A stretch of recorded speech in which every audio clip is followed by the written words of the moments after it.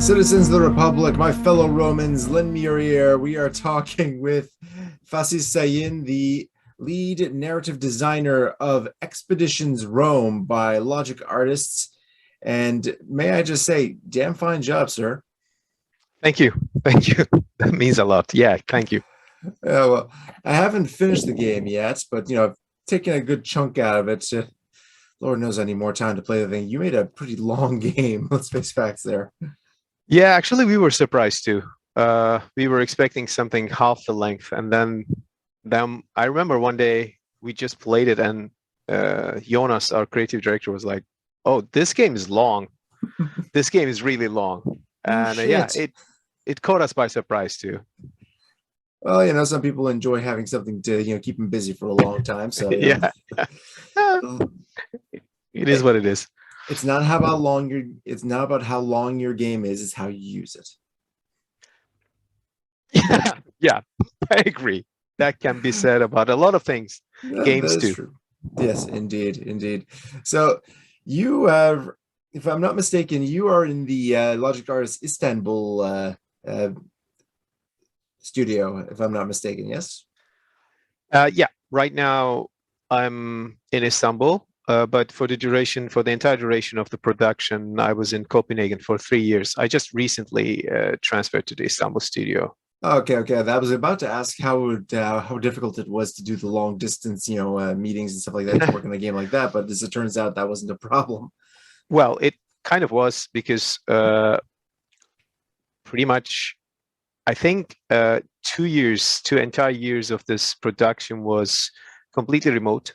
Mm. We were working from home because of COVID and everything. But that worked okay. That wasn't as bad as we thought it would be.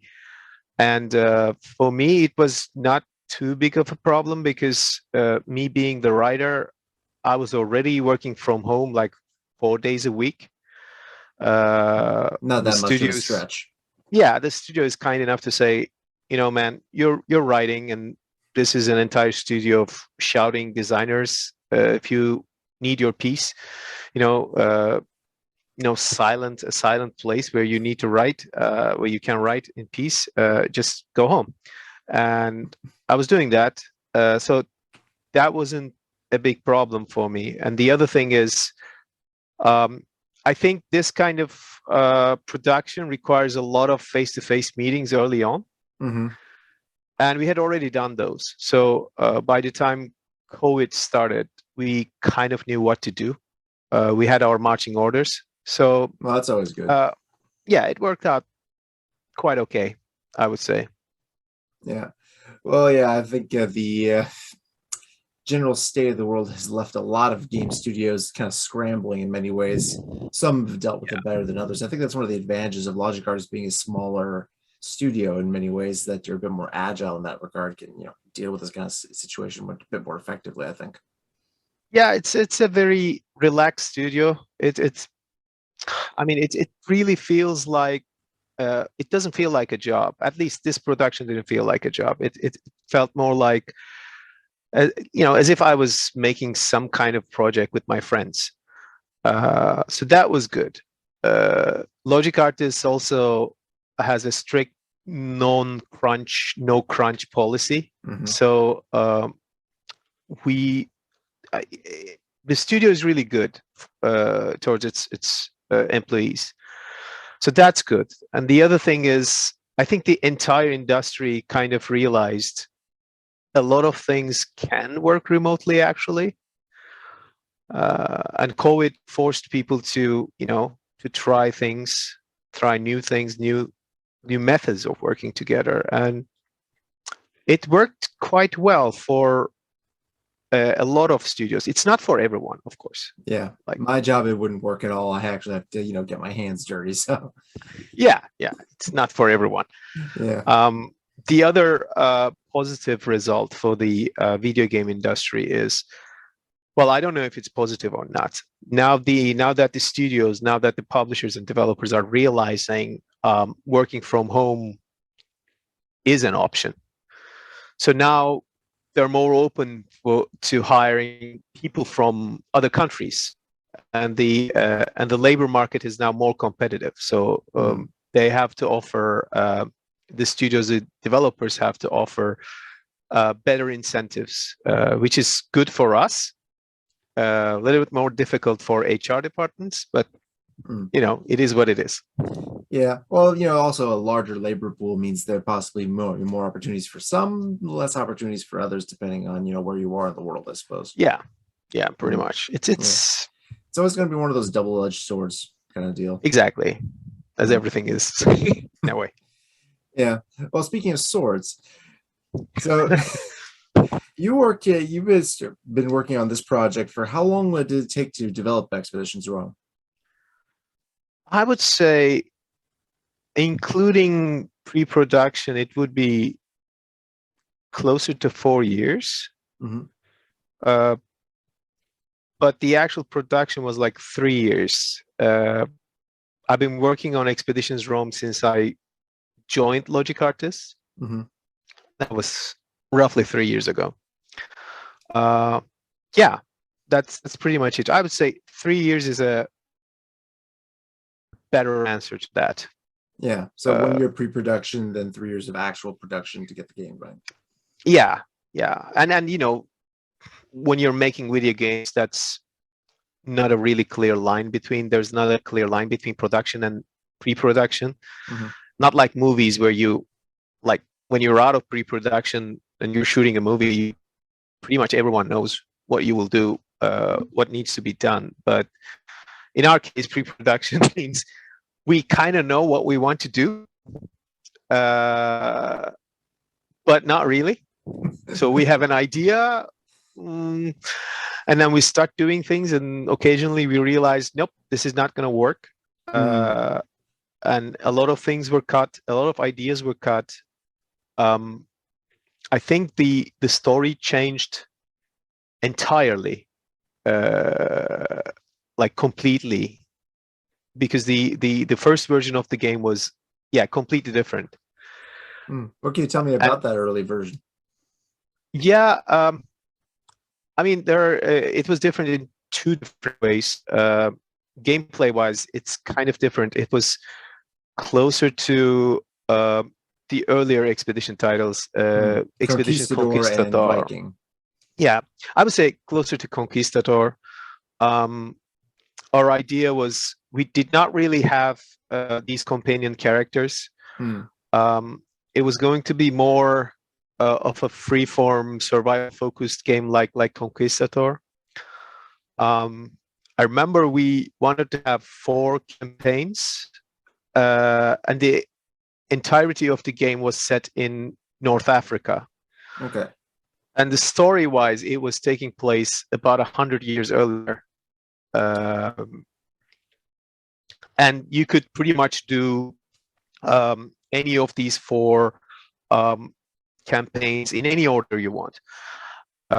So it was more of a strategy survival game with light role-playing elements, and your companions. Now, where it's more of a full-on CRPG with pretty strategy much elements.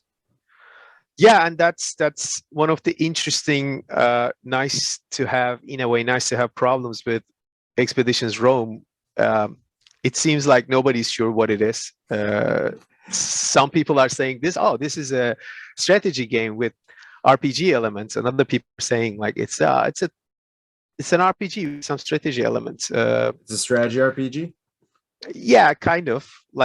I don't know. I guess we at Logic Artists, we like both strategy games and RPGs, and we thought, this is the game we want to play. And there is an overlap, but there are also people who just want to play RPGs. Yeah, well, RPGs are descended from war games in any case. I mean, the original Dungeons and Dragons were a supplement for the medieval combat war game chainmail. So it makes perfect sense for that lineage to be there, and eventually you get some combinations. I mean, there are plenty of RPGs nowadays that also have attached war games to them that integrate each other. So yeah, of course. So that's not it's not a crazy thing to think about. But basically, that was an earlier version of the game. and some of the characters were there, like Lurko, but Lurko was supposed to be your brother. Oh boy. Yeah, it was a completely different Lurko too. I from the first day on, I wanted to have a charismatic uh, villain. Mm-hmm. I did not want him to be this cackling, Skeletor type Saturday morning cartoon villain who says, I'm evil. Um, I don't want to feel good. I want to feel evil. yeah, exactly. That kind of Hanna-Barbera evil. Those So villains that have their didn't change that place, much. but not Yeah, always as the main character for a long-running RPG like this. yeah. I think like they're more. I think for this kind of story, it's better if you can actually agree with the villain. Maybe you find yourself sometimes agreeing with the villain, and that's a terrible thing. Like the villain is the villain, but I'm looking at some of the comments, and there are very interesting interesting things our players think and say about Lurko, and some of them are saying, well, he's actually right. He's just being a dick about it. He's actually not being a dick about it. I think is like he's an idealist. I don't think he's right personally. But and then one of the endings is actually also about that. Yeah, you can actually do what he's trying to do. Because the story is more of a personal story. It's more of a personal story. So you can actually do what he's trying to do, and he's not too sad about being beaten because you prove his point. In my mind, he's evil, of course, according to my understanding, based on my my morals. Let's put it that way. But it is up to the audience to decide that, and I didn't want him to be this evil, like cosmic evil. Yeah, so to speak. unknowable and not understandable. Yeah, either that or like there's the cosmic evil, and there is the romantic evil in that, like, by that I mean the literary idea of romanticism, where you have good people and bad people, and good people are good because they're good, and bad people are bad because they're bad. And I give this example to my students usually when they're talking about this kind of things, thinking about Star Wars, and there's always this discussion: is the Empire evil? Well, it is evil because it says right there in the text at the beginning of the first movie, it says evil galactic empire. It is evil because it's evil. This is a kind of romantic story of heroes and villains. Yeah, the omniscient narrator has spoken. Yeah, exactly. But I didn't want that for Rome. I wanted the villain to have a point, like because it's scarier, I think, if the villain makes sense in a way, in his own way. But then we kind of changed the game. It turned into, as you said, more of an RPG with characters, and I think it's better off. And it's also better. It was also better, I think, not setting the entire game in Africa.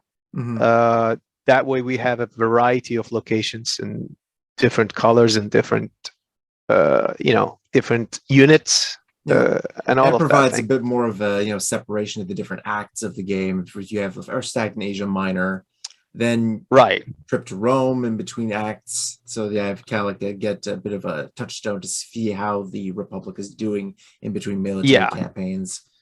That Act 2 is in Africa later. and Act 3 is in Gaul. Yes, Gaul. Yeah. And that's coming back to Rome thing also came, like that idea came much later in development when we were working on this version of the game. Originally, our idea was you were going to be a commander who's doing these, conquering these lands, and the final act was going to take place in Rome. But then we sat down and thought about it, and the fantasy we are selling is being a Roman, and you don't get to see Rome itself. So we thought if you come back to Rome after each campaign and you experience the consequences of your actions. The other advantage was of those Rome sections was during the campaigns, you can take anyone with you most of the time. Like any quest can be done with any combination of characters, and they can be nobodies. You don't have to bring your companions with you. Yeah, you can recruit additional Centurion NPCs, including a pair of guys that I got. Two pairs of guys. For those who are familiar with the HBO series Rome, those two will be quite notable. I managed to get Varenus in my first recruitment drive. I managed to get him, so that's kind of cool. Yeah, their names were taken from several different sources. Yeah, I think Caesar mentions them in his war diaries. Yeah, but the problem with this is from a storytelling perspective is like at any given time you don't know who's around, so you can't really depend on your side characters. You don't know if Caso will be around. We try to do things like that, and yeah, if, for instance, when you initiate Cineros's personal quest, if Caeso is around, something else might happen. There are a lot of things like that, but at the end of the day, you don't know which characters are on the scene. But Rome is different. In Rome, there is no campaign. You're not generally fighting, against waves of enemies, and at any given moment, we know who's around because we put them there. Yeah. And so that was way better for storytelling purposes, way more predictable from our perspective. Yeah, I think that's one of the advantages that an actual human DM has in terms of RPGs and stuff like that over any kind of video game to date, is that a DM can actually improvise with these kinds of things and riff on what the actual situation, regardless of what's there. Whereas, with a computer game, well, you're stuck with what's coded in, what you can create using that. Yeah, it's an interesting problem. It's a challenge. You can either go the the difference is, for instance, we get compared to Divinity Original Sin a lot because of the way combat works. The difference between those, it is. I mean, just the sheer amount of things it'd be catching fire. Yeah. And we did work on a Divinity game before, briefly. Yeah, I recall that. I recall noticing that it was let's see, I forget exactly what it was called. Divinity Fallen Heroes. Yes, there it is. Divinity Fallen Heroes. Yeah, you guys worked a little bit on that one. Is it still in the works, or is that? For now, it's on hold, and it's questions about Divinity Fallen Heroes are better asked Larian. But we did work on that. But the difference, I think, the main difference between Expeditions there are a lot of differences between Expeditions Rome and Divinity Original Sin. Yeah. But Divinity games are more structured like old campaign modules. Like they have this situation, and you can create any kind of character and play with your characters, and it doesn't really matter what background your characters have. It doesn't matter much because it's the same for tabletop RPGs. Like I have friends who they tend to write like pages and pages of background for their characters when they create it, and for most game masters, like it doesn't matter. Like their backgrounds never come up because the adventure is what it is. So there's that approach. Like this is a module, you can do anything.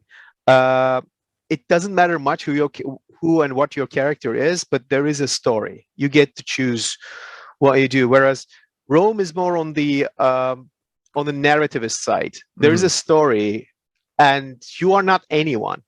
There's Yeah. character creation, but you are someone. Yeah, you have a You have a specific certain role. background. You have a very specific background. So that bit is different. Um, Either way, neither of these solutions are like a live DM, of course. Like the system cannot change things on the fly and adjust and create completely new stories. In theory, it could. It's just the amount of work that would be required of just the writers and also all the asset designers and the coders would be astronomical. No, I mean, there are limited the returns you can get from a kind of hypertext system. It's limited. You can only write so much. You're right. Like, yeah, even if you have hundreds of writers, it's still limited. You would need with 100 writers, you end up with certain times, different bits of the writing clashing with each other because you have so many different people working on it. I mean, the more complex it is, the more, I mean, you should. Even I don't know our own story flowchart at this point. Like, and we had so many contradictions to resolve because it grows exponentially with each punch. But you would probably need some kind of AI creating events and writing. It could be done. It is not super difficult, relatively speaking, but nobody's working on it like the way people were working on game engines. Essentially, nobody's working on a storytelling engine because the utility is not that important, I guess. And the other question is, do we even want that? Yeah, would the result be palatable to your average player of machine written story versus an actual human written story? That's the question, I guess. It's an interesting problem to solve because a lot of people think of stories as, especially video game stories, as simply events that follow each other. That's not a story. That's just a chain of events. A story usually has a point to make. It is a kind of communication between a writer and the audience. It doesn't make sense without either of them. So, but it's the writer trying to say something, the artist trying to say something, and the audience understanding that or not, or understanding whatever, because it's also, whatever you do, it's kind of interactive. Exactly. Well, especially for video games, especially like an RPG, yeah, where the player has to put input and choose different branches in the storyline, and that can have radically different impacts. I mean, as my understanding is that there are 7 different endings to Expeditions Rome with multiple variations depending on previous events as well. So just that, I mean, that puts you heads and shoulders above many other RPGs in terms of like there's no press the button to choose your ending at the end kind of situation there. No, that's also difficult because we did not want that press the button to choose your ending kind of approach. We wanted all of your choices to matter. But there's also the problem that, like, let's say you do something at the very beginning of the game and it determines the ending. And that feels really railroady. You don't get to choose anything. That one choice you made changes a lot of things. So we have different kinds of choices and different kinds of consequences. The big choice is still at the end, like right before the last act. But with all of crossing a certain stream. And that is like, we make a point of telling the player that this is important. We don't do the Caesar will remember this pop-up. Well, there's a reason for that. There's a reason for that, and we're suffering because of that. Like, For those who don't know, and this is going to be some slight spoilers for the third mission in the game, so screw it. This is now a spoiler review. Caesar dies early on during the Mithridaic Wars in an ambush like a bitch. He gets shot in the face with an arrow, and he's lying there dead. So he will not remember this. He will not remember shit. No, he will not remember shit. He will not bang Cleopatra. He will not cross the Rubicon. That's your job. That's your job. And some of our players hated that. I know. I've seen some of the comments and under various reviews and stuff. It's like, my boy, look what they've done to my boy.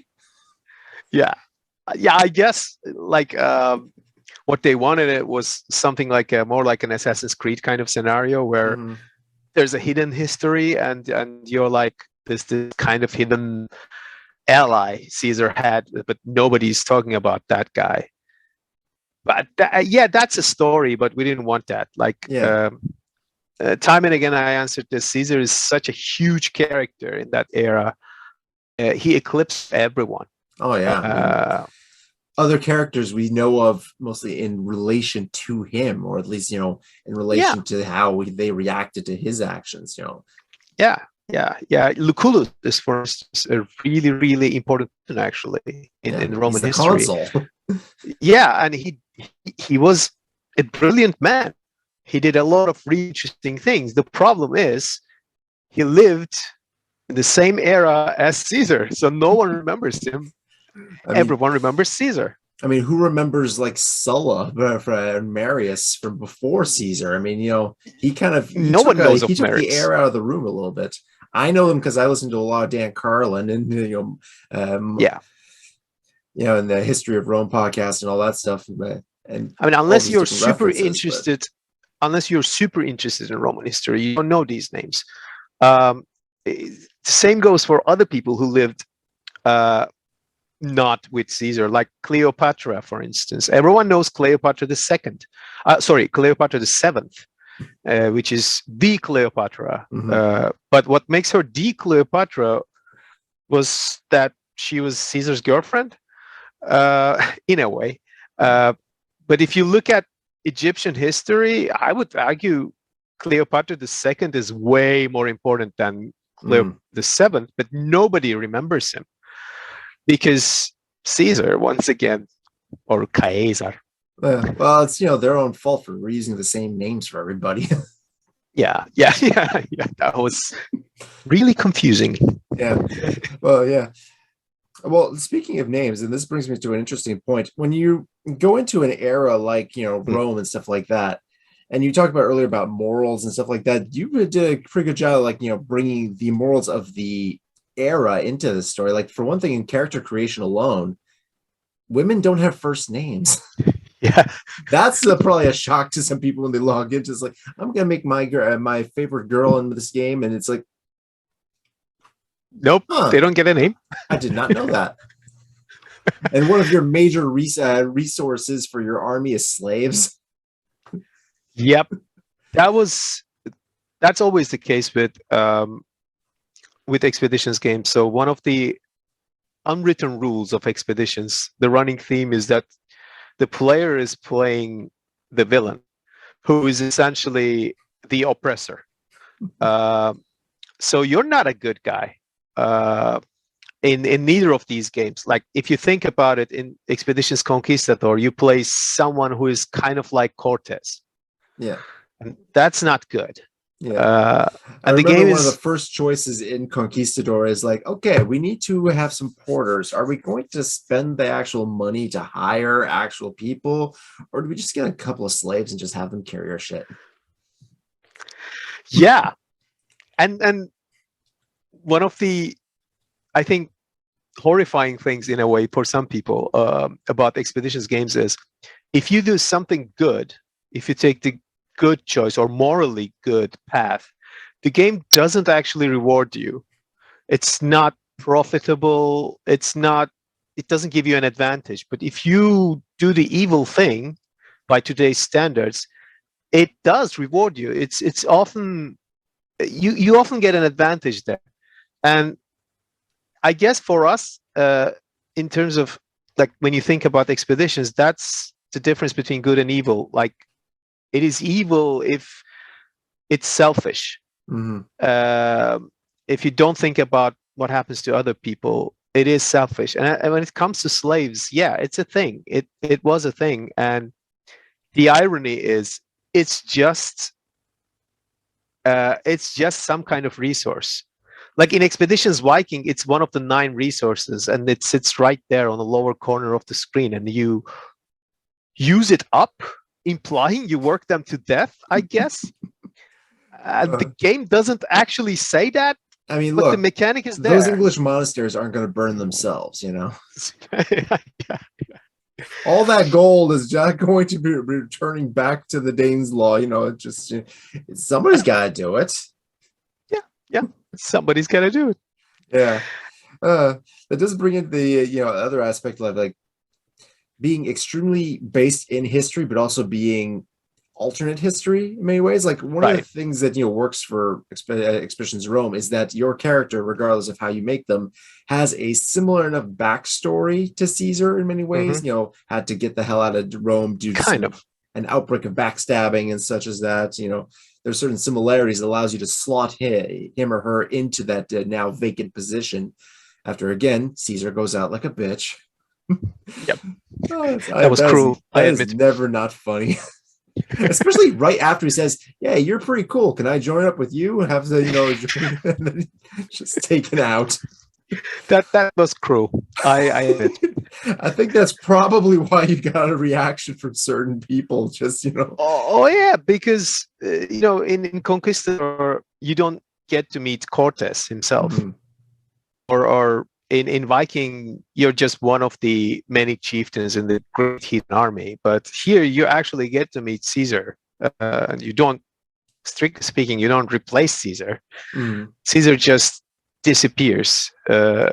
Things work out differently, and it's not a big deal, I think. But yeah, it's when it's about history.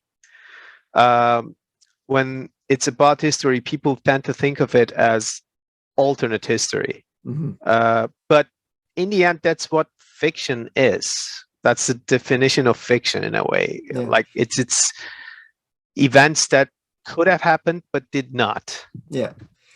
Plus, history is constantly being revised as we learn new things and stuff like that. So, there's always that slight amount of leeway in certain ways. Like we're learning a great deal about, ancient history, pre-ancient history nowadays, from various, dig sites and, discoveries of new texts and stuff like that. So a lot of things are up in the air that we think are set in stone, so to speak. And there's the official history that is taught in schools, and a lot of people accept those as that history as a definitive reality of what actually happened. And there's a lot of things wrong with that. But when it comes to prehistory, like you said, we actually don't have a lot of sources. It's guesswork, and a lot of things we know about ancient Rome of that era, it comes from Caesar's writings. Exactly. And that's not exactly the most reliable. The guy was writing his diaries for public consumption back in Rome for his political advantage. So there's certain there's a bit of leeway you gotta give to his grasp of the events, so to speak. I mean, it's the same for any event. You have to read the event, if you can, from multiple sources to take a guess as to what really happened. One of the famous things in history, thanks to Zack Snyder's movie, probably, is that the Battle of Thermopylae, where 300 Spartans fought against a giant army of millions of Persians. Not taking into mind that there are a whole bunch of Athenians and Thebans and other Greeks that are also there. That's like the majority of the Greek army was not made of Spartans. There were 300 Spartans and way more others. But the problem is, on one hand, one account of that was written by Herodotus. Also known as the father of history, also known as the father of lies, depending on who you ask. Well, he wasn't actually, what you might call historian by today's standards. We know he did write about events he did not witness as if he'd witnessed them.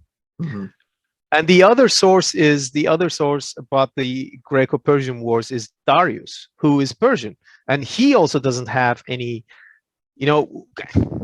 those are not reliable sources. And there's somewhere in between there, those two, you can find the truth maybe. You can find an idea of what the truth is in any case. Yeah, like Herodotus gives the number of Persian soldiers, and today we know that is flat out impossible, because they would die of hunger. First of all, it is doubtful that there were that many people in Persia to begin with at the time. And an army that marches from Persia to Greece, it needs to eat. And what do these people eat? Like, the calculation and the logistics doesn't make sense. Yeah, there'd probably be, if they had that many people, the line from Persia to Greece there'd be probably records of, okay, at this time period, everything was eaten. Everything. Yeah, pretty much. But he was writing for Greeks, Herodotus, and it needed to look more heroic, I guess. So the more you inflate the enemy's numbers, the more heroic your guys look when they kick their ass. Yeah. This reminds me of like the sequel to 300 has this one bit at the end where the Spartans come into the rescue on their ships. Sparta did not have a navy at that period. They got one later to fight the Athenians, and they got them from the Persians. Yeah, but but it looks cool, so I don't give a shit. Yeah, I agree. I mean, it is based on a graphic novel, and it's also like almost like a metaphor of a modern society. Like, Spartans are against the evil Persians who want to enslave everyone, and Spartans are for some reason against slavery. Like, well, a lot of people were against slavery so long as it was somebody else doing the enslaving. Yeah. It's like, I mean, no, everybody wants to be free to be ruled over by the tyrant of their choosing. Pretty much. That was a problem because, it's a good problem to have. We don't have a lot of sources. We have some sources. And if we had to take a guess, we chose whatever was interesting. But during production, actually, something interesting happened, because the final battle of the first act happens. It's a siege of Calcadon, and Calcadon is modern day Kadıköy, which is in Istanbul, which is where I'm from. So I know that place inside out. Nice. So our level designer Sune was asking me about the fortress, about the siege of Calcadon, and I was like, dude, that was like 2,000 years ago, and there's nothing there. We don't even know where the settlement is or was. And Kadıköy, modern day Kadıköy, is huge. Like, it's a district of Istanbul, but it's larger than most European cities. Yikes. So we can't put the entire place onto our siege map. And while we were building that map, archaeologists actually discovered the ancient remains of Calcadon. That's a bit of luck right there. Yeah. But we already had the map done. It's not that wrong. We guessed. Our guess was, kind of okay. Yeah. It's often kind of amazing, I think, to a lot of people just how modern feeling the ancient world could be. I mean, they had full-on, urban centers with, they had freaking, fast food joints and everything. It's amazing. and you never think of them like that because it's I really like being from Anatolia because there are so many ancient cities here, and you can walk on those streets and just thinking about the life back then, Mhm. because you can kind of see where everything goes. Um, there is a kind of famous Turkish Sumerologist who wrote, who translated a lot of ancient Sumerian tablets. Yeah. And one of her translations was about a poet called Ludingirra, and his it turns out that was his diary. So Ooh, we I have, hope he didn't put anything too salacious if he didn't know it was going to get read thousands of years later. yeah, it is interesting. So I really love this because you think ancient Sumerian poet and his diary, so it was probably something profound or something that summons ancient entities or something like that. Nope, it's just he talks about this girl a lot. Uh, Girl had red ribbons on her hair, and they meet at the social space, some kind of Mhm. park kind of place. So then you can tell. So there were places like that back then Yeah. where you, People it's went like a on park, dates.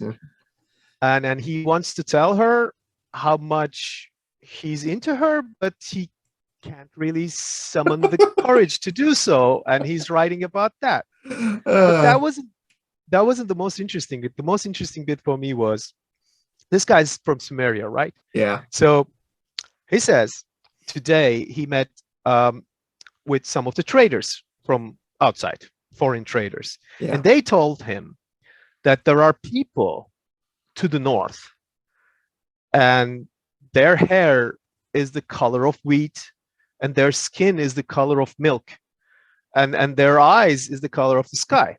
They sound familiar. And he says that sounds like bullshit. Like that's made up. That sounds, first of all, that's so ugly. That's Ah, that's monstrous. I know some Swedes would be very offended by that. Yeah. And he's actually fairly sure that they're making it up. You know, it's just to scare them off, like, Mhm. to not give up their trade routes, just in case someone travels north. There are like, blue-eyed monsters up there because blue is clearly not an eye color. Oh man. That's hilarious. Yeah.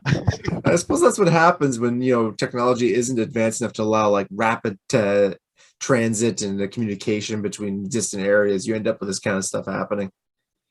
But it's Yeah. always interesting just how little humans have actually changed, so to speak. Like you still have people, writing, "Dear diary, I love her, but I don't know how to tell her."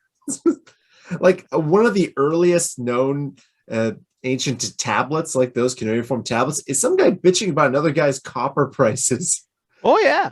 It's just like, Yeah. yeah, this guy sells shitty copper. I mean, what the hell, man? It's a bad Yelp review in I mean, cuneiform. some of the ancient Roman and Greek ruins have some of the earliest examples of board games.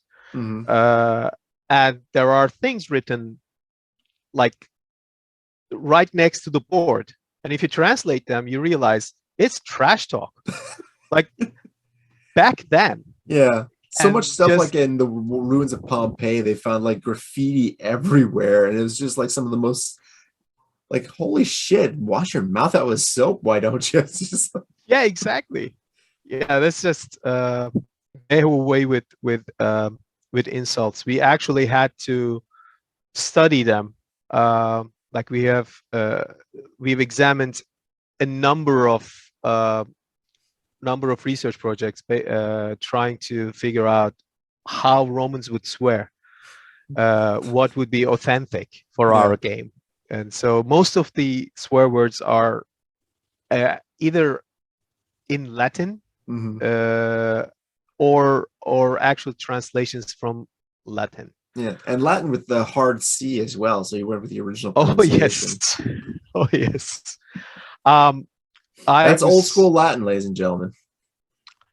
Oh yeah, it was our luck really. I have a really great friend Dr. Pietro Guardini, and his father is a professor of Latin, and his aunt is a professor of Greek, ancient Greek. Oh, that's handy. So I actually asked them, "Hey, man, would you help me with this? Because I kind of know Latin, but not really, like not this era." So they actually did look at all of our Latin phrases and recorded accurate pronunciations of all of these phrases and words.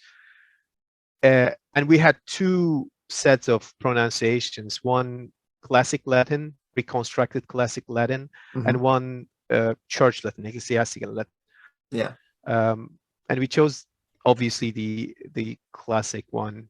And now people could say, yeah, we have no evidence that it was like that, but we can kind of reconstruct the way things were spelled based on a number of things, the typos they made and things like that. And also I'm how really, other peoples who recorded how Romans talked would, go out about it. Exactly. And that was a huge help. It helped with the way our game sounds authentic.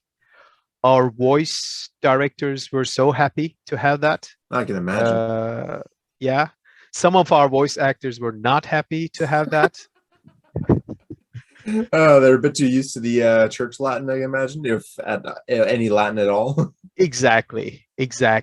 For some of them, it was really, really difficult. Others enjoyed it, but our voice director said, well, we recorded a lot of RPGs. These are, at least this is the real language and real not something and with real words. 5 apostrophes, and like, yeah. How am I supposed to say this exactly? How many takes am I gonna have to say it? Made up word, like made up city and made up people's names. So they were fine with it. Oh boy. Yeah. Well, that's one of the advantages of being based in history like that. Okay. Yeah. Oh, I remember one thing, just going back to the insults and stuff like that and swearing. Let's go back to the I'm playing the game, and one of the characters who goes by Julius is, gets shot with a critical hit with an arrow, and he screams, right in the tits. And then one of the other characters, one of my other praetorians goes, wait, what did he say? Okay, there's a story there. I knew it. A lot of our players rightfully complained about the fact that it was abundantly clear that this character was a woman from the very beginning. Yeah. And some of them are like, they don't pay attention to the text. I do like the fact that you can actually call her out on that and said, yeah, I always knew you were a woman. I'm fine with it. When she finally gets revealed, it's like, it was kind of obvious. So we changed that because it was not going to be obvious. But the problem was that Julia is a very complex character. And we needed a really, really good actress for it. Really good voice actor. And it was really difficult the casting process for Julia. I think that was the last role we cast. Like Lucullus was super easy. There was a list of like 20 people, and the moment we heard the voice actor who voiced Lucullus, whose name I'm forgetting now. I'm sorry. Don't apologize to me. No, to him, if he ever watches this. That's embarrassing. But it was immediately clear the moment we listened to his voice. Both Jonas and I went, that's him. That's the Lucullus in our heads. Hire him. There's no need to listen to anyone else. This is the guy. But for Julia, it was a long, difficult process. I'm really happy with the performance of Rosie Jones. She was great, and but asking a voice actor to give that kind of nuanced performance, plus act as if she's a boy, That's asking a convincingly, lot. like that's asking a lot, because we had actors who could do that, but they were not good, as good as Rosie Jones in the role. Mm. I don't want to say good, but it wasn't a good fit. They could do a convincing impression of a boy. So we chose. We said, well, okay, let's say let's do this, and let's not have a convincing uh, boy's voice. And then once we knew about that, we knew we needed to have changes, because it was obvious to the player that this is a woman. So it should have been obvious for it should be obvious for a majority of the characters in the game too. So we started putting in those clues. Like, Mhm. if you pay attention, he says things like that. And if you ask Kaezo about her before the reveal, Kaezo really speaks ambiguously. Like, he even pauses right before he uses the word his, like, as if Yeah, he's that was a figured it great out by performance. now. Yeah, he figures it out. So we decided Kaiser would figure it out. Messia's reaction was funny enough. I So, was like, gonna say, yes, like we will have wonderful children. yeah. So we didn't change that. But the idea was, well, it was obvious. Everyone knows. And that's also part of the reason why uh, early on, if you want to talk to her, she tells you to keep your distance, because part of the deception depends on that distance. Mm. And whether the player figured it out or not, or depending on what kind of character you want to role play, it's up to you Yeah. to choose that. So that's the reason for that. Yeah. It also Right figures at the into where she is on the map when you encounter her in camp. She's always isolated, away from yeah, everybody else, so she can, try to maintain appearances as long as possible. there's a lot of that. Like, I think a lot of players will notice if they play the game again after finishing it. Um, a lot of dialogue is not that random. Mhm. Characters' placements are not that random. Like you said with Julia, there's a reason why she's there all Mhm. the time, away from anyone else. There's a reason why she says, "Stay away from me." And there's a reason why, when she asks her about the Mediterranean, she's happy because she's here. But And when you not in question Rome. her, yeah, she's not happy because she's in Greece specifically. She's happy because she's not in Rome. Yeah, But the she's got some first time skeletons in around, her closet back there. yeah, almost literally. But um, that's intentional. That was a blessing and a curse for our writing, because we wanted to keep the dialogue short and snappy. We did not want. I I'm a writer. I like story-based games, but I hate reading text from a screen. Mm. I hate reading long walls of text, uh, mainly because I know a lot of games that just repeat the same information over and over again. Oh, yeah, yeah, yeah. And I'm like, I get it. Can we just move Snap, on? snap. Let's go. Yeah. Yeah, like there's a mission, and I try to avoid that with Expeditions Rome. Try to make every single line matter, uh, even if it's not clear at first. Every single line refers to something. Yeah. It's either a foreshadowing of something, or there's a reason why that character says that. The irony is, uh, during playtesting and streams, we have realized a lot of players are used to dialogue wasting their time. Oof. So they start skip, skip, skip, even when they shouldn't be. Even if they don't skip, they phase out. Like, they Mm. don't actually listen to it or read it. Like, they're in the yeah, give me the, in a nutshell, what do you want to say? And they're not paying attention. So they miss a lot of things. Like, Yeah. because we don't repeat information, and they go like, what? Wait, why did this happen? Well, we told you. You just didn't pay attention. And it sounds like I'm being a dick, you know, towards our audience. It's not it. It's an unfortunate side effect. Like I would probably do the same. Mm. Uh, Like this reminds yeah, me, like, some people, they'll play an RPG and like, oh, I want to turn off all the quest markers and all that stuff, not realizing that the developers relied on those to tell you exactly where you're supposed to be going and didn't actually tell you in any of the dialogue or something like that. And yeah, now that you just have no idea where the hell you're going anymore. yeah. You can actually do that in Rome. You can Mm. turn off the quest markers, and I think we made a good job of telling you where everything is.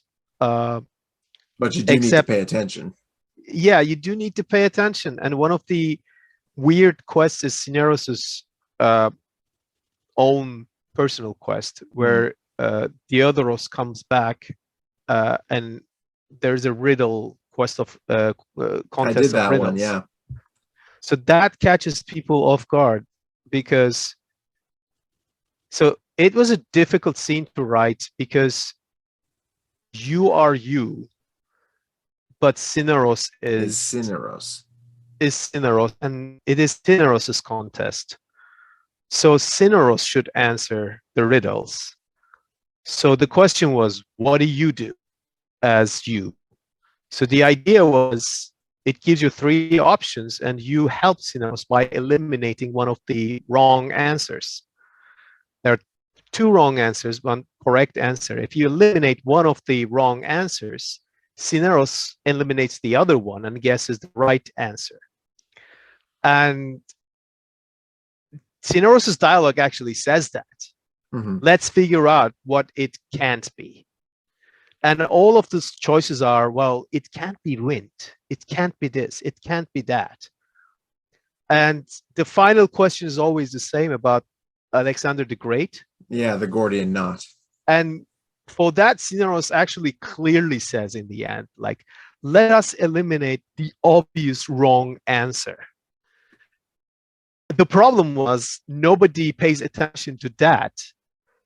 They pay attention to the question and they're like, I know this story.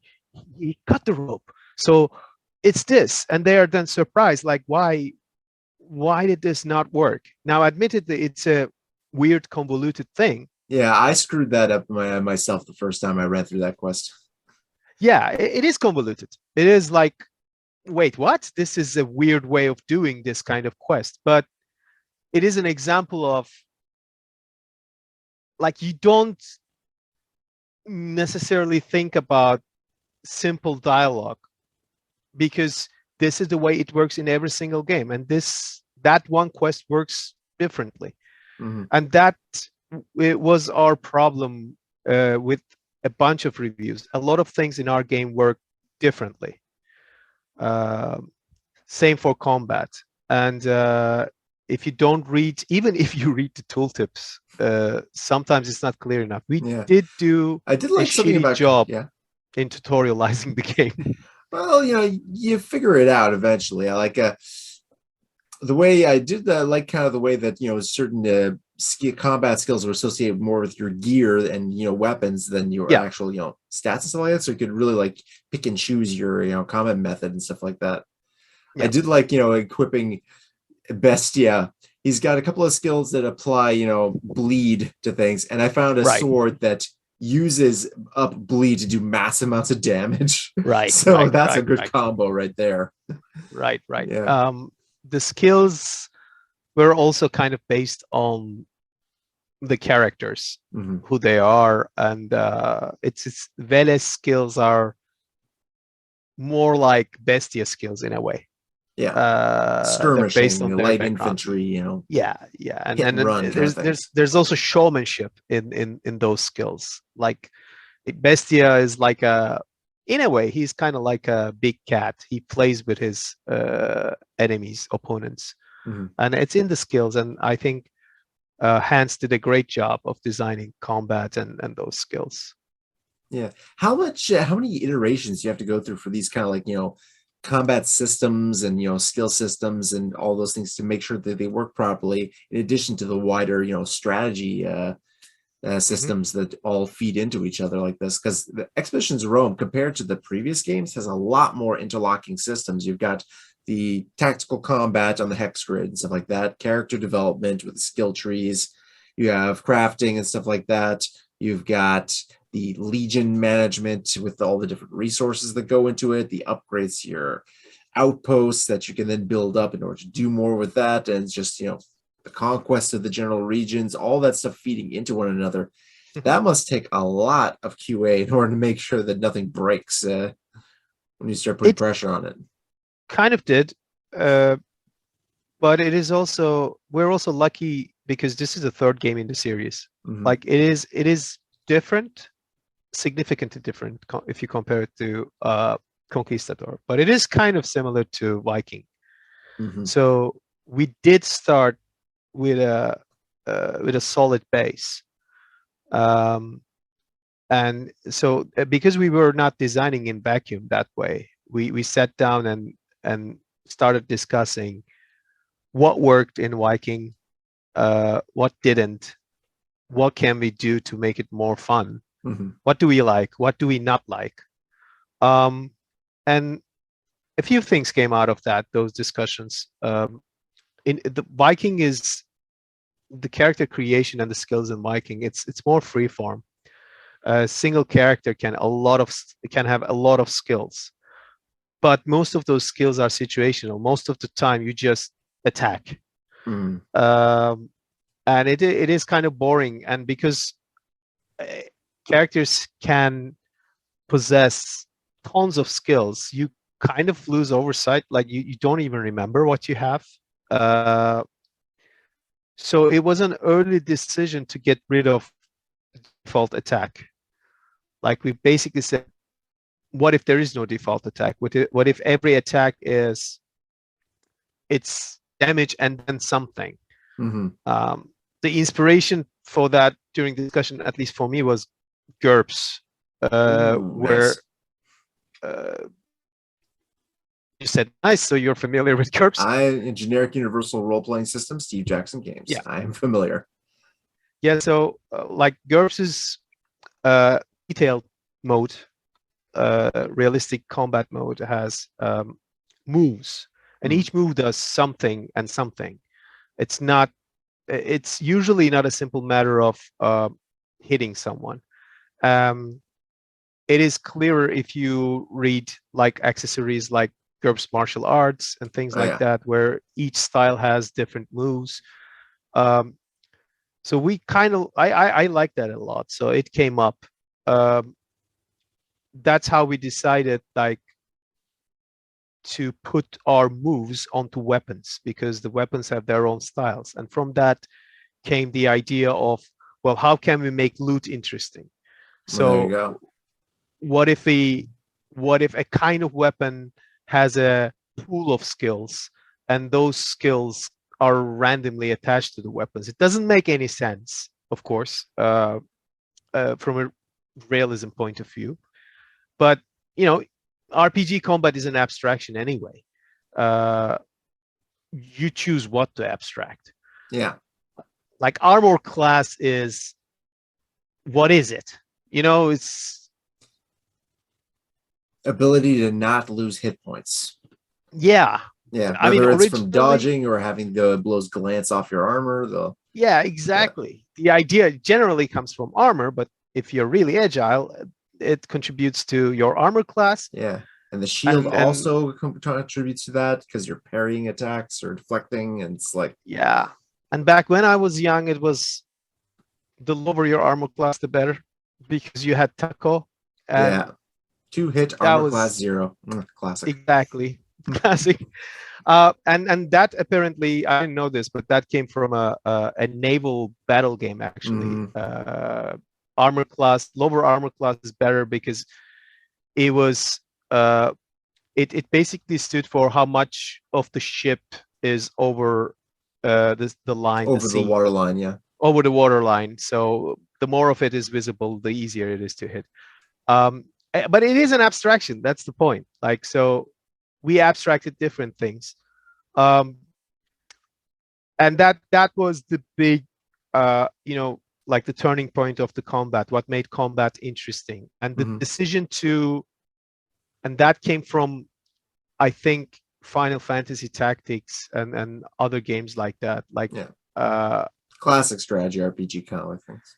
Yeah, and we also wanted to think about the problem of missing a 95% to hit chance. Ooh. And that feeling bad. Every XCOM player knows exactly what that feels like. And there are different solutions to that, like Phantom, was it Phantom Protocol? Was that the name of that game? Phantom Protocol, the espionage turn-based. Yeah, it had a defense point kind of system. You would always hit, but it would, use up some defense points. Phoenix Point has I think, a very good solution in that you're actually aiming at your opponent, and it's a real line of sight. So it is up to you if you want to take a risky shot or if you want to aim at the center of the mass. So it's 100% hit, but whatever the bullets hit.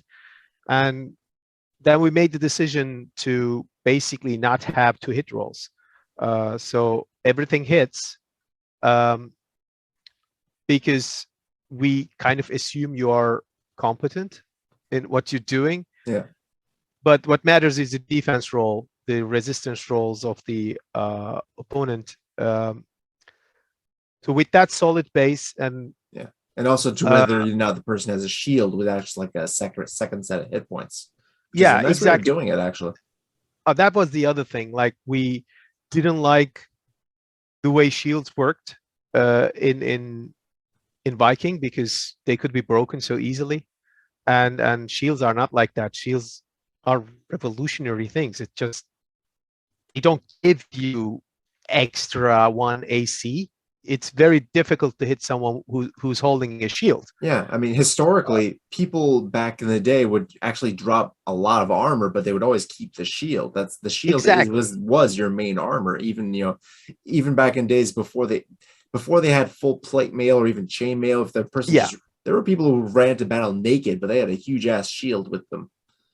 I mean, the helmet and the shield is pretty much essential, and you never see that in movies for obvious reasons. It doesn't look good. Maybe it's actually theatrical fighting, probably. Ironically, I mean, in 300 you had helmets and shields, but they were naked otherwise.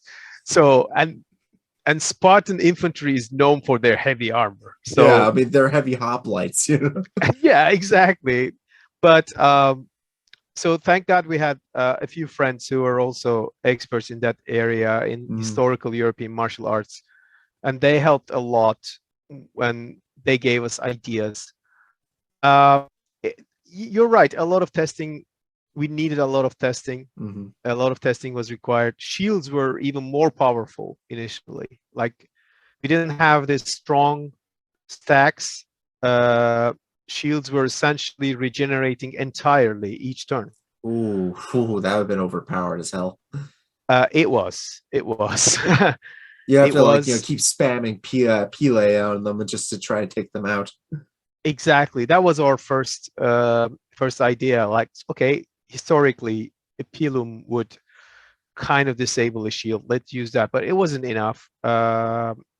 So the system actually clicked really easily once we had the weapon skills.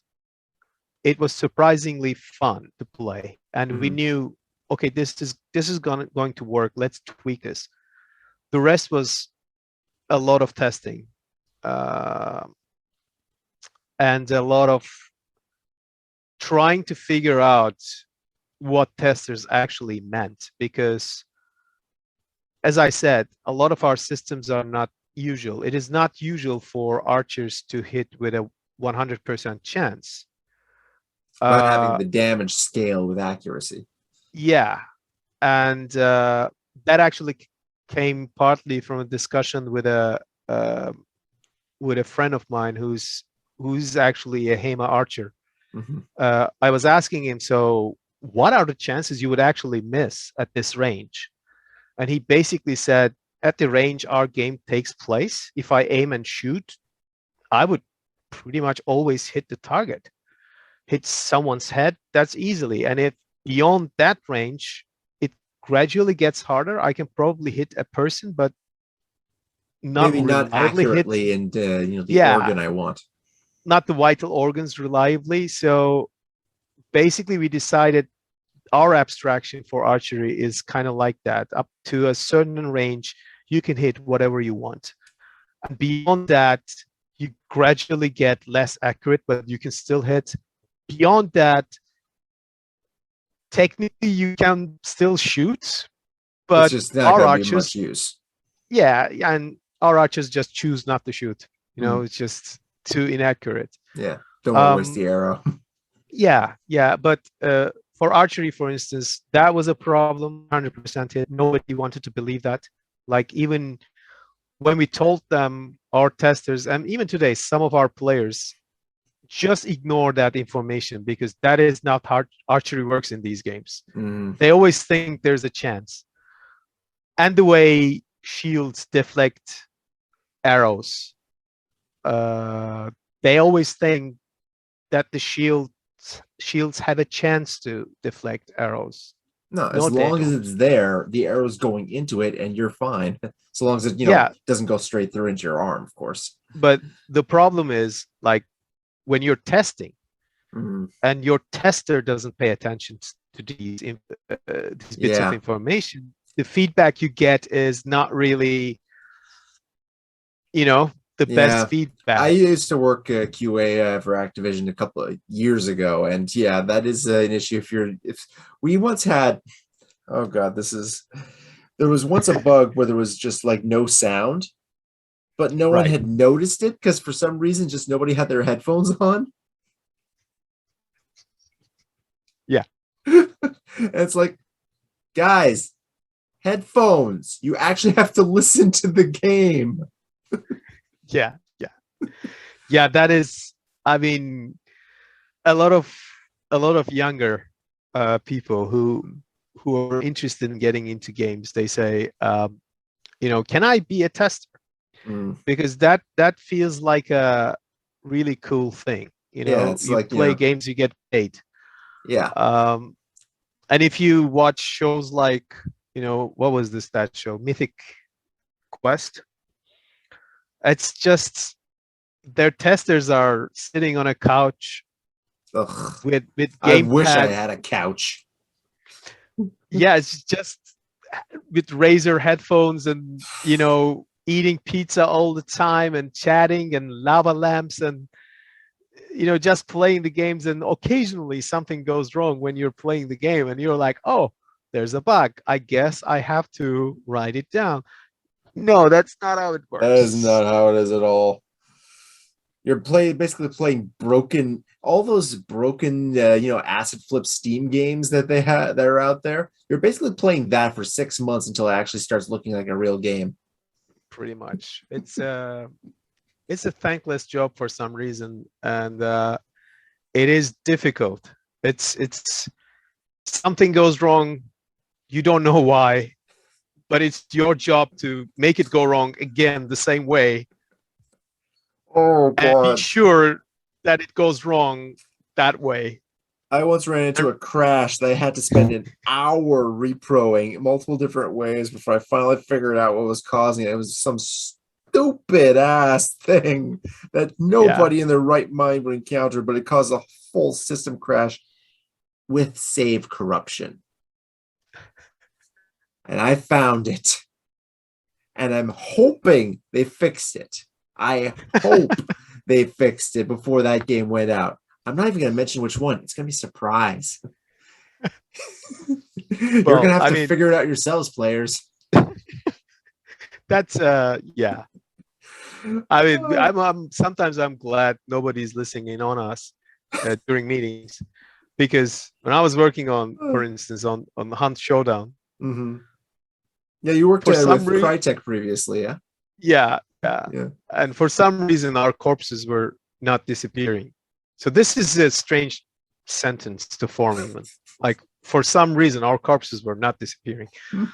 They were not disappearing, and that was a problem. They had to disappear. So And then our QA meeting, and QA lead asked, what did we do about that problem? I was like, what problem? Our pile of corpses. Like, I'm like, I'm really glad nobody's listening in on us. Like, we have a problem. It's a big problem. We have a pile of corpses somewhere on this floor, and it is a problem. It sounds like a problem. You're right. On many levels. I love talking to people on this show.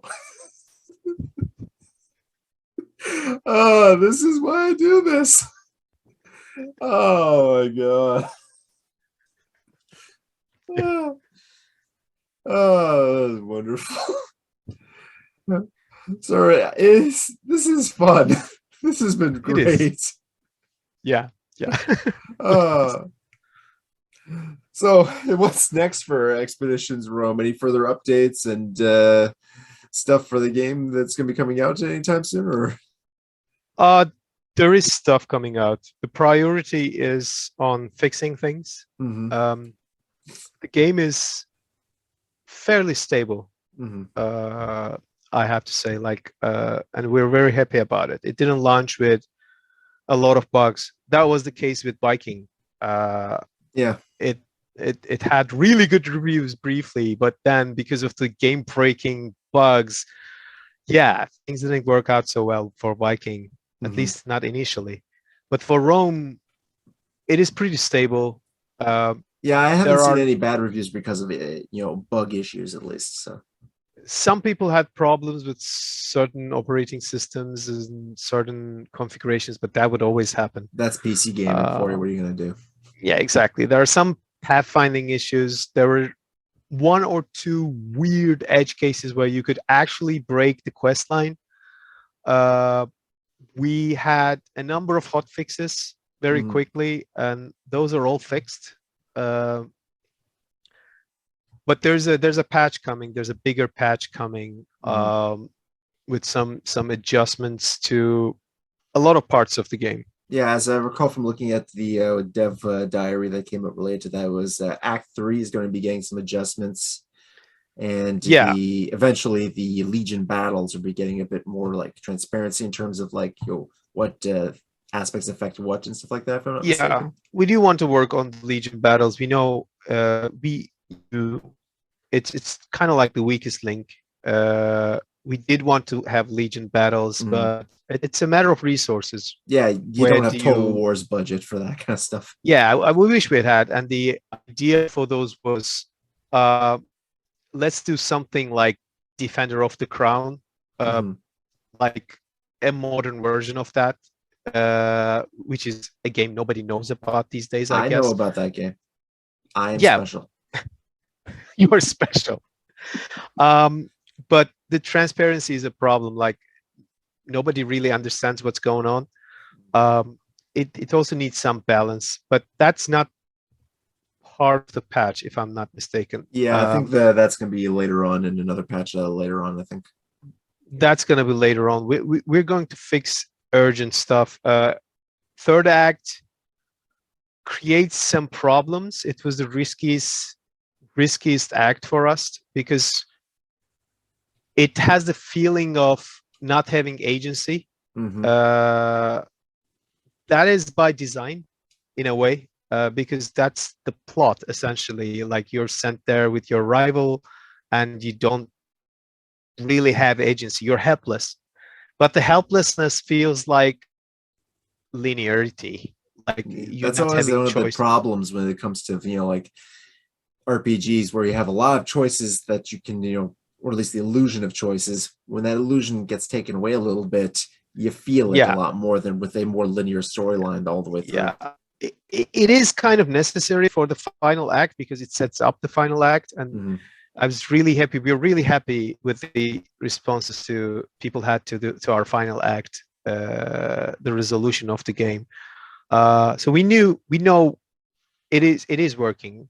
It is okay, but it needs some adjustments. It needs to feel more free, relatively. And the other thing is, like, we're reducing the number of sectors you have to conquer on that campaign because it drags a little bit. And that's never good. Yeah, just bringing the balance back in a little bit. Yeah, there is, after that, there is at least one DLC coming, which I cannot talk about at this point. That is not to say we don't know what it is. We kind of know what it is. But it's being developed. It will be nice, a nice addition to the game. Oh, I'm familiar with NDAs when it comes to video games. Don't have to worry about that. It is, all I can say is it will be a part of the campaign in addition to the campaign. It's not a side story. It's not something that's standalone. It doesn't continue the story.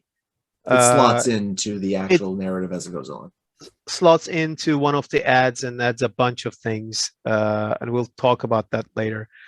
The rest, I guess it depends on how well Rome does. We will support Rome for the foreseeable future. But Rome, I mean, Expeditions as a franchise belongs to THQ. So they're pretty much deciding on where it goes from there. Yeah, it's up to them. We had a really, really, really good relationship with THQ. They helped us a lot, and they actually didn't really tell us specifically to do anything. We did whatever we wanted. So there are all of these people around talking about how THQ forced us to do certain things.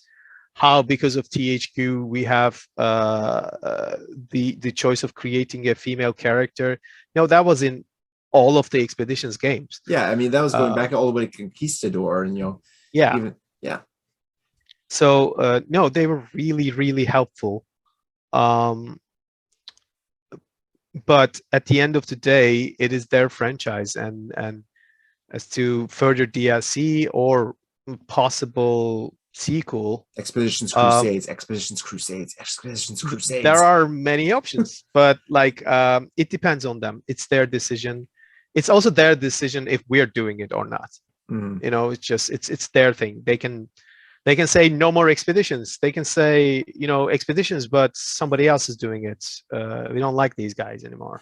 But or they can say Expeditions with these guys. I guess that's a decision way above my pay grade.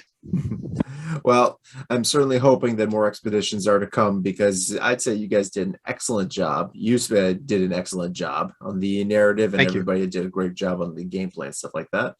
And frankly, after 3, I think you've got a pretty good run on these things. So even if you don't create any more of them, you've got something to be quite proud of.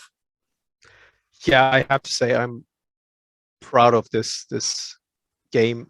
I worked on a lot of games, but I myself like RPGs a lot, and I have to say this is the first game I wrote and I want to play myself. Nice. That's always a good feeling to have. That's a good feeling. And the team, and this might sound like a cliche thing, but the team was also amazing. It felt like, as I said, it felt like being in the room with a bunch of friends creating things. It was lucky for me that Jonas, our creative director, and we have similar tastes. He also wrote. He's also a writer, so he understands the needs of the product when it comes to the story, and our writing style is weirdly similar. So it was kind of seamless the way we wrote the quests. That's good. Our tastes are similar, so that was good. It was fun. This was a fun project. I think you can tell from the final product. I mean, you obviously enjoyed what you were doing.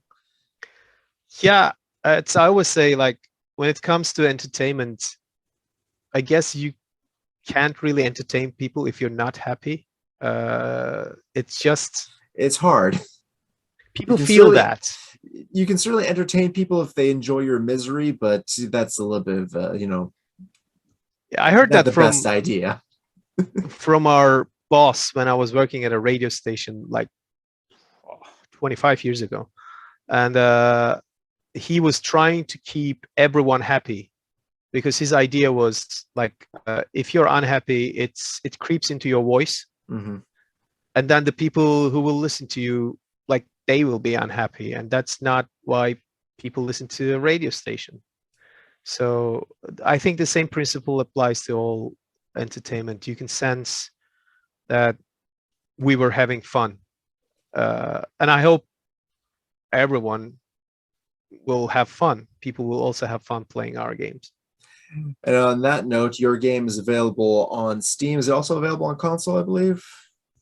No, it's on Only on PC.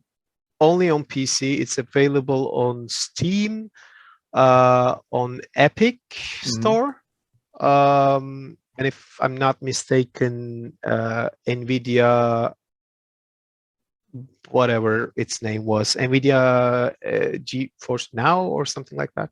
Well, links to the various places you can get it will be in the description. Is there Yeah, any place that people can follow you guys for more information? I mean, we have our Discord server. Mhm. They can follow us there. We have our personal Twitter accounts, and there's the Expeditions series Twitter account. That would be a good place. And there's the Expeditions community website. It has some forums, but all of our developer diaries are posted there. Okay. There's also, like, each development diary is accompanied by a stream, Mhm. and it turns into a video on YouTube. All right, cool. So So many people can actually channels. just, see things as, as updates come in, you can then see it in action, so to speak. Yeah, yeah, That's always good. and obviously on Steam. Yeah, Like, obviously. we You simulcast especially, between YouTube and Steam. yeah, and when it comes to forums and questions on Discord and Steam forums, Jonas and I were almost always there. We try to answer questions as quickly as we can. Of course, we don't live there. We have our jobs, our families, our life. Indeed. But I mean, if you ask a question or if you say something there, we will see it and we will probably answer it. Nice. Well, speaking of life and family, I've kept you away from yours for far too long now. So I will wish you an excellent day. And to all my fellow Romans out there, salve.